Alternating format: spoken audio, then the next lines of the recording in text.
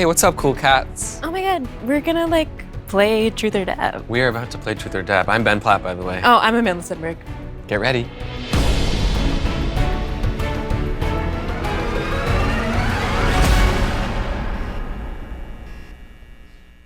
Hey, what's going on, everybody? For First We Feast, I'm Sean Evans, and welcome back to another exciting episode of Truth or Dab, the Hot One Special, where we give our guests two simple options: tell the truth or suffer the wrath with the last dab. And today I'm excited to welcome Amandla Stenberg and Ben Platt, two of the stars of the six-time Tony Award-winning Broadway musical turned film, Dear Evan Hansen, which is set to release in theaters on September 24th. Ben, Amandla, welcome to the show. Thank you so much. Thanks for having us. We are scared and excited to be here. Well, let me explain what's going on before we get too deep into this. So, in front of you, you guys have scorching hot chicken wings that have all been doused in various versions of the last dab. I have a set of deeply personal, potentially awkward questions for each of you, and when I ask you a question, you have a choice. Answer it honestly or escape the truth by eating a death wing. And Amandla, we'll start with you. Great, my heart is racing. Because it's a bit of a theme with us to talk to actors about their auditioning rock bottom. Thinking back on your career, is there a tryout, a read, or audition that you remember for all the wrong reasons? Oh yeah. Well, actually, this is thematically on point. It begins in the world of musical theater. And basically, I auditioned for Jagged Little Pill. I didn't know exactly what I was walking into, and then I got there and there was the table of 12 people and the stage, and they were like, show us what you've prepared.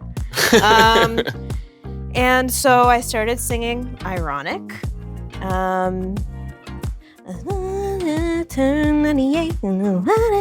Okay, Ironic. Died the next day. Yeah. And then I got to the chorus and I said, it's like rain, Is it I forgot the chorus to Ironic. Oh. And the irony was not lost on me. And that was really embarrassing. Well, you know what? Maybe cathartic to share this story, and it actually segues rather nicely. Ben, thinking back on all your stage, all your theater experience, what's the most jarring memory you have of something going sideways in the middle of a live show? When I was in Book of Mormon, the musical that I did in Chicago and in New York, it was when I was doing it on Broadway. There's a number at the end of the first act called Man Up, where my character, who's been a nerd for the whole show, who remains a nerd basically the whole show, finally decides to go for it and become the hero of the story. And so it turns into this kind of comedy rock number, and the whole thing opens with this big knee slide down to the front of the stage.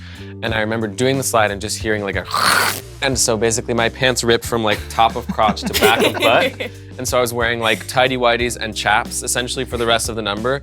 The nice thing about it is that Book of Mormon's really ridiculous and absurd, so I feel like everybody kind of just went with it and felt like it was part of the vibe, but my junk was out on Broadway. So.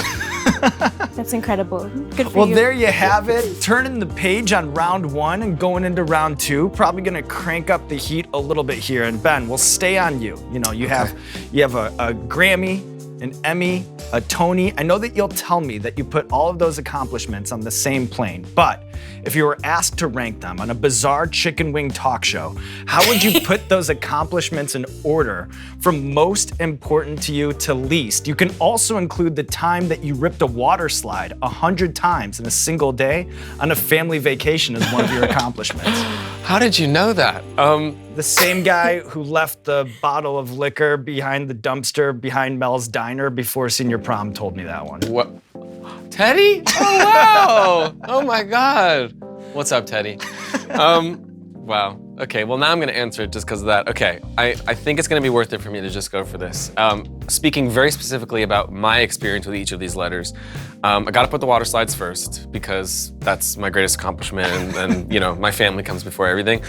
The T is gonna come first in the letters because I'm a musical theater boy, I'm a Broadway boy. That's been my dream since I was 5 years old, to be on Broadway and win a Tony. It also probably required the most blood, sweat, and tears in terms of doing that show 8 times a week. I'm gonna put that G next because it was I'm gonna put that. because it was the cast album that I'm super proud of, and I sang on a lot of those songs, and so I did feel like I put a lot of myself out there for that. And then the E is gonna come up last, but only because it was a daytime E for a performance on the Today Show, and I got to do that with like 13 other cast members, so it required the least from me. So that's my order. W-T-G-E. Amandla, we'll go to you now. During an interview going into your senior year of high school, you talked about having to juggle SAT prep along with your role for the NBC sitcom, Mr. Robinson. What was your SAT score?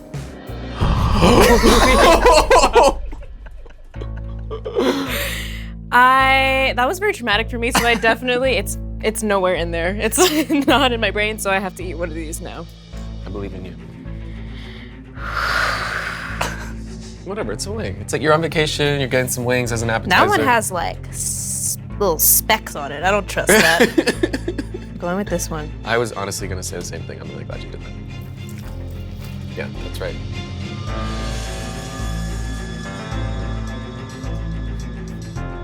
Oh, spicy. That's right, that's spicy. Yeah. Mm-hmm. She's hot. She's hot. Wait, you're eating more of it? Going back in. Get in there. All right, Amandla, we'll stay on you. We'll stay on you. You know, singers always use the excuse about protecting their voice. They use it as an excuse for everything, including sometimes not doing hot ones. Be honest. Be honest. Yep. When's the last time that you explained away a personal or professional obligation with that defense? So I'm so distracted by it's happening to me right now. When was the last time? I mean, I don't know. I'm not like a Broadway guy like this guy. I don't have to use my voice that often. I don't have to save it that often. As somebody, though, who now has a foot in both worlds, in what ways do Broadway or stage actors have to be handled with kid gloves compared to screen actors? Handled with kid gloves. Yeah, how do we have to be handled with kid gloves? I mean, you guys literally do need to rest your voices. Like, you actually do. And you're stronger than us. I don't know, they're way stronger and tougher than us. All right, Ben, I know that show business, it runs in the blood. Yes. Your father, he's a film, TV, theater producer whose credits, they include Legally Blonde, Into the Woods, La La Land, Mary Poppins Returns, the musical Wicked. With that in mind, from your perspective, what's the worst project your dad's ever produced? Can't wait to eat the swing. Okay, I'm gonna just do number 2 because that's what you did. All right, joining the party. Cheers. Love you. We Love you, got Dad. this. Did you pick the same one as me? Okay. Mm-hmm. Yeah. Okay. Okay. Okay. It feels nice now. Like, my entire mouth is numb, and it's kind of nice. I'm looking forward to when it transitions to that. Once it numbs completely out there. Yeah. Okay. Whew. I'm sweating. Well, the good news is we'll move this forward here to another round. Amandla, Yeah. it's a banner year for musicals. You have Oscar potential from Dear Evan Hansen, West Side Story, and In the Heights. Pound for pound, though, I'm curious, which classical musical do you think is the most overrated and why? Ooh. Okay. All right. Yeah, okay. This is like another fleck just went into my throat. Like, Yeah, I'm like while still- I was looking I know at the next how wing. that goes. I know how that goes. Yeah, sure. Still very much living that first journey for me. Okay.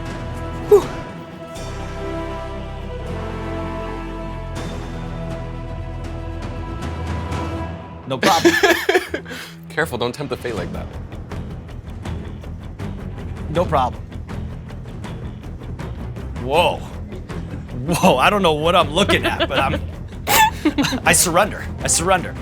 Maybe I'm just numb. You probably that. or it'll time delay on you and kind of drop and explode and grow. So never turn the page completely on that.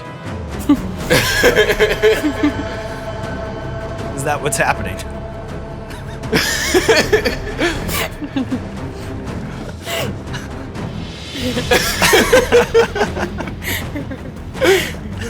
All right, Ben, where do you find harsher critics? Movie reviewers or theater buffs? And then do you have an example in your mind of an especially unfair criticism? Okay. I think musical theater critics are harder because I think they have a better bullshit meter. Like, I think when you love live performance and live theater, it's harder to pull one over on you. And I also think they get really attached to the material when a musical gets adapted to a film, so they get really critical if something changes. I can think of a lot of different ways in which that's been criticized. I'm trying to think of one in particular. I think like Into the Woods, like you mentioned before, when that was adapted, which I think is a beautiful adaptation, people got really critical about certain songs that were missing, certain songs that weren't there, certain casting choices, super harsh about that. Yeah, I stand by that. Mic drop. We have Ben bringing the truth. Amandla bringing the dab. Dear Evan Hansen in theaters September 24th. Is there anything that you guys want to say before we rush it to an ice bath?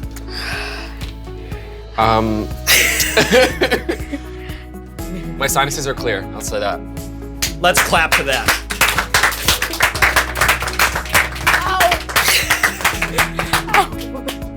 This one is worse. You did it. This one's so much worse. It's later. It's later. Yeah. It hears you tempting fate. You know, like in when you're watching like WWE wrestling and somebody's showboating, that's when they get hit over the head with a chair. You know, like when you talk about it. You okay though? Yeah. We're coming out of it. We're gonna rally out of it. Yeah. I'm strong. This is gonna be awesome. This is gonna be awesome. I'm excited to watch it. This was really fun. Yeah.